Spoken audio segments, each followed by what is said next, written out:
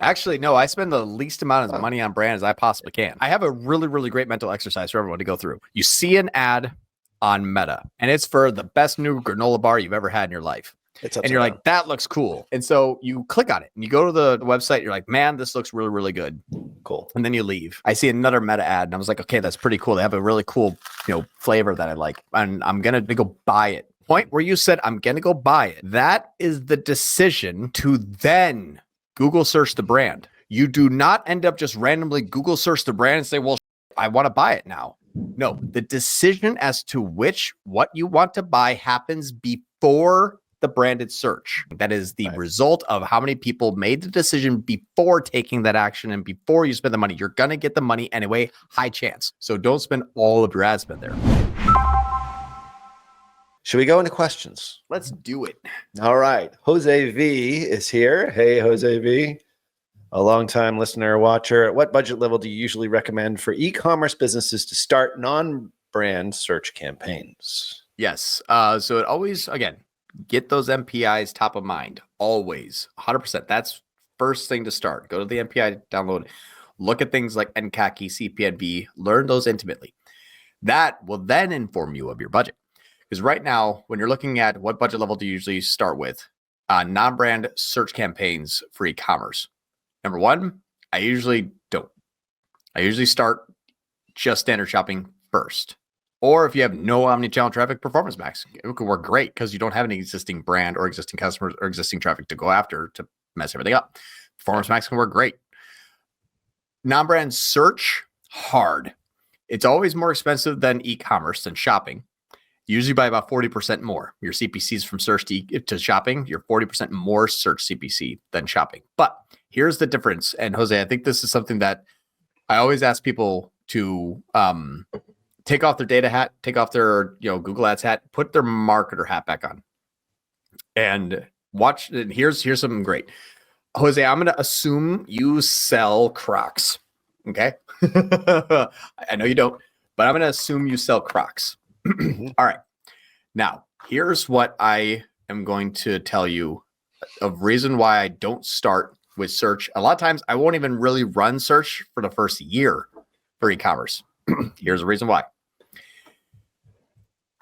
If you are selling Crocs, and let's just imagine you're not the Crocs company, this is your ad here for your website. There you sell Crocs. Right.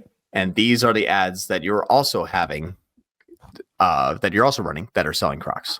Right. I have to go and click on this ad and you pay Google 40% more for me to be able just to find out what they look like. Are they on sale? Who is it by? Do you have any sort of discounts? Do people like it? What's your name? And what's the price? I can find all of that out before you have to pay Google. But if I click over here, you have to then pay Google for me to know what does your product look like and how much does it cost? Yeah. So that's why I like shopping ads absolutely first before search ads. And yes, you could do extensions. You could do a sale extension. You could do a price extension. You could do an image extension for sure. But I can't do that 9 times in one search. Crocs can. Here, here, here, here, here, here. See what I mean? So always run shopping, because if you're just starting off as a new company, start from your bottom up. Go to the people who are looking for your product first, that are not Googling your name. And then say, am I getting a good click-through rate on that picture, that title, that price, and that social proof and my brand name and everything? And if so, if you get a good click-through rate and you start to get good sales, max that thing out before you then jump into search too. Because you want to go to all the people that know they want to buy the red one that's at a good price right now. And then you move up to say, I know the people I want to go sell Crocs to. That's search. Shopping versus search is, I want the blue Crocs on sale. Shopping is, I think I want Crocs. Search is, I think I want Crocs. That's upper funnel. Cool. Now, for a budget, I would actually just bake into keeping a top line MER at a small spend, assuming you already have shopping up and running and everything's good. So don't pay 40% more to test your business. Pay very little to test your business. And then adding in search is just easy. I don't know, start off, I'm already spending $1,000 a day. So let's just add 100, see how it works. It becomes much less important. Makes sense. Let's get to, well, it's good that John Moran's dog and John Moran's disciple are both here. Thank you very much for showing up, boys. I assume they're boys. Powell, welcome. Let's see. John Moran's dog actually has a question. All right. How do you optimize Google Ads for a DTC apparel client when the best-selling category has a 50% return rate compared to a 10% for other categories? Yes, and I think we had this question last week, and I don't know if we got to it. Was return rate for people return the product, or when that product sells, people return 50% of the time to buy other things? I don't know if we got to that, so please add it in the chat as soon as you can, and I'm going to come right back to it. We still have 15 more minutes to add it in, and we'll jump as soon as I see it or someone else sees it. We'll jump right back into that one. Okay. I am being asked to say, check out our poll in the comments about our data suite and be sure to respond. We have handlers that make sure that we follow rules. Please, everyone, do it. We have laws here, John. I don't want to get whipped again. Tier 11 laws. Tier 11 live laws. Well, how about that? In addition to the other laws. Law of participation. Everyone must law of participation. The law of MPIs. Thou shall use thine MPIs. One of our comments is actually John Moran's disciple actually said that. Yeah. Hallelujah, he says. Thank God that people are listening. All right. How does server-side tracking play into your data suite? Did you answer this one before? Yeah, we answered this one live, but yes, this could eliminate the need for that company. Yep. We tested them too. They looked good, but didn't cut it. John Moran's dog. All right. He's not just a pretty face there. When do you recommend combining feeder strategy with PMAX for e-commerce clients, and when should it be avoided? That's going to be a whole episode next week, but I'll give you a couple of quick tips. Sounds like he knew what you were going to be presenting next week. I know, right? If you're already running PMAX, add standard shopping, obviously. And if you are running standard shopping, add PMAX. Now, the difference is if you're running standard shopping and you're adding in PMAX, standard shopping should remain 80% of the ad spend. On the flip side, if you're already running PMAX and you're running and you want to add standard shopping should actually be 50% of the ad spend. Okay. The only variable that this differs on is if you have a high amount of meta traffic, you're going to need to increase your standard shopping faster than your performance max to see if you can see a global scale. And that's what we'll be covering next week. All right. So stay tuned for that. Make sure you do check out the poll in the comments, however, and make sure you respond on Data Suite. It's the first time we've revealed this to the world. So I know. I feel like, this group here, like they're the insiders. They really are. Yeah. They're not just disciples. You're our test audience because you're more advanced. That's right. So I'm like, okay, if they don't get it. if you guys don't get it, then we're really screwed. Yeah. I definitely explained something wrong, and this must be Everclear or something. That's right. It's not water. That's just straight vodka right there. It's going to get really, really bad. Really John Moran drunk next Friday. All right. Tyler C says, would you run the max click feeder strategy for brand? What's your logic there? Actually, no, I spend the least amount of money on brand as I possibly can. Brand is always the interesting last question, though. It is. I have a really, really great mental exercise for everyone to go through. And you need to be completely honest with yourself. Otherwise, it doesn't work, because cognitive dissonance is what we have to overcome here, which is exactly why we spend so much money on brand. So it's a hard thing to ask yourself to do this, but check this out and be really honest with yourself from this one use case. Here we go. You see an ad on Meta. And it's for the best new granola bar you've ever had in your life. And you're like, that looks cool. Oh, yeah. The best new granola bar you ever had in your life. And it's upside down. So it's called Valley Nature, not Nature Valley. It's a different brand. Never heard of it. Yeah, I know, right? It's new. And so you click on it and you go to the website. You're like, man, this looks really, really good. Cool. And then you leave and you see a YouTube remarketing, and maybe you don't click on it. And then you say, you know what? I see another Meta ad, and I was like, okay, that's pretty cool. They have a really cool, flavor that I like, and I'm gonna go buy it. The point where you said I'm gonna go buy it, that is the decision to then Google search the brand. You do not end up just randomly Google search the brand and say, well, shit, I want to buy it now. No, the decision as to what you want to buy happens before the branded search. So how much money do you have to spend in order to make sure you capture a person post decision? And that's why branded ROAS doesn't really mean that campaign did anything. That is the result of how many people made the decision before taking that action and before you spend the money. You're going to get the money anyway, high chance. So don't spend all of your ad spend there. That is, you're basically saying these people are already bought, sold, and they're enjoying the product. They just haven't paid me money yet. That's how much money you want to put into that last step. So just understand that the buying decision people make happen before they Google the brand. So spend as little as you can there. That will keep your NCAC totals low. Okay. I beg to differ on one part of that. Yeah. You are using an impulse buy as your example. However, if it is a larger buy, the inverse relationship or the direct relationship, really, it's not inverse, the direct relationship to research and gathering information based upon the size of the investment. You just bought a car, right?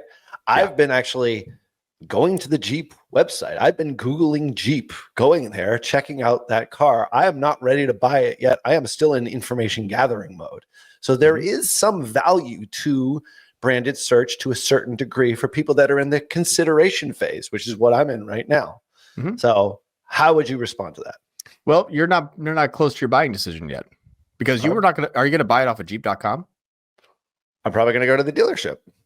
Maybe this is a bad example, but it's just one that just came to my head. What are you going to Google next? Dealers near me, Jeep. Okay. And what are you going to do when you find a dealership that has has some Jeeps? You're probably going to click on that ad, right? And then you're going to be on bobsjeep.com. And you're going to say, holy shit, they got the blue one, the X package, everything that I want. Yeah. I'm going to take 24 hours and just think about it. And I'm going to talk to my spouse. And then what are you and your spouse going to do? Make a decision, right? Could be yes, could be no. Well, let's say you make your decision to say, you know what, let's go check it out. What's the next thing you do? I go to you Google dealership. Bob's Jeep. Google Bob's Jeep again and find out directions to it, right? Exactly, because you made probably on my phone. And you made your decision to move forward with it, and then you Google the brand. So this isn't about Jeep.com. This is Bob's Jeep. Right. And so, but also now, you heard of it from word of mouth, so you're more organic traffic than anything else, but you weren't influenced by ads. But yes, but still, when you Google search a brand name where you're going to go and pay that person money, typically you make your decision before you Google. You do not Google Bob's Jeep for some reason and say, I don't want a Jeep yet. I don't even know if I like it, but holy shit, I'm making an appointment. No, you always make your decision before you do that. My question back to on brand though, is if you have a higher consideration, let's say thousands of dollars versus a couple of dollars, do you end up spending more on branded search just as a general rule based upon the consideration factor of the product being purchased? Not necessarily. I will actually spend enough to not lose out on every click. Okay. And that's where I say, try not to overspend. And that's when that Francesca's, we didn't lose a dime, and we gained 22,000 clicks at 98% less CPC because we stopped the overspend. We still captured everybody, but we didn't spend as much. And that's where the people will make most of the time, 80% of the time ish, they're making their purchase decision before they Google the brand to then go and buy it or go to Amazon. That's why Amazon follows everybody else's marketing. They make the decision, then they type in Amazon. Right. But don't say this is 80% of my strategy, and that's the overspend. Yeah, got it. Okay. Yeah. I think it's just a mindset shift more than anything. This is, and we gotta like hammer this out, which I love this kind of stuff. Yeah, we're repeating it over and over again because people have got to get this shit. Yeah, right. Like, all right. Tyler C, he gets it. Are there feeder strategy case studies I can check out? That'll be next week. I'll have two. That'll be next week. Yeah. Yeah. Unfortunately, the feeder strategy case studies, like you're pretty much just gonna get here. Unfortunately, but that's because we're building it in real time and testing it in real time. So you guys are actually like sometimes here. No joke. You're actually, everyone on this channel sees it before even like leadership at tier 11 does. Yeah. That's because this sometimes comes first. John just stepped out of the lab before he actually came here. He changed out of his lab coat, took off his, safety goggles, which I'm sure you wear when you're in there. No, seriously, like this is the place we're testing this out. This is why you guys got, the sneak peek, sneak preview, sneak peek. That sounded right to me. Yeah, that's good. That's ain't water. That's a little gin right here. Sneak peek of tier 11 data suite. So anyway, so you're getting a really super cutting edge. Yes, make sure to vote on the poll about data suite in the comments section. All right, Tyler C, for the feeder strategy and the conversion campaign, are you targeting an audience, site visitors, or relying on Google algo to establish familiarity? No, I'm actually doing only Google algo because I don't want to necessarily target the site visitors as an audience. I want them to do that on their own, but if I take a tag that has been filled up with a bunch of meta users, I don't really want it. I want the tag to come from fresh Google users, and the match rate between a Google tag and Google tag is much better than a meta pixel to Google tag. So if you pre-build it, you're going to get a whole bunch of meta-pixeled users there, which is good, but that would be a feeder strategy between Meta and Google, not Google to Google, which is like standard shopping and PMAX. Got it. Makes sense. Yep. Mitch Barnum, our newest member here, or maybe he's. Hey. I saw him a couple of weeks ago. Thou shall use the MPIs. I said it was John Moran's dog who said that. It was Mitch Barnum and said it. Brand for the win. Brand only for the win. Yeah, that's right. Yeah, baby. All the ROAS. All the ROAS, all the goodness. You look fabulous, Mr. Agency guy. All right, LinkedIn user. I don't know what LinkedIn user is. Hi there. Which tool are you using for? Yeah, this is basically an unknown. This is an unattributed right here. Unattributed question. Oh my God. Where's Wicked to tell us who's joining our lives? That's it. That's it. We need to find out who this person is. Which tool are you using for optimizing your feed? Thank you, John. Yep. So it's interesting. You're going to have a hard decision to make coming up in this about year or two.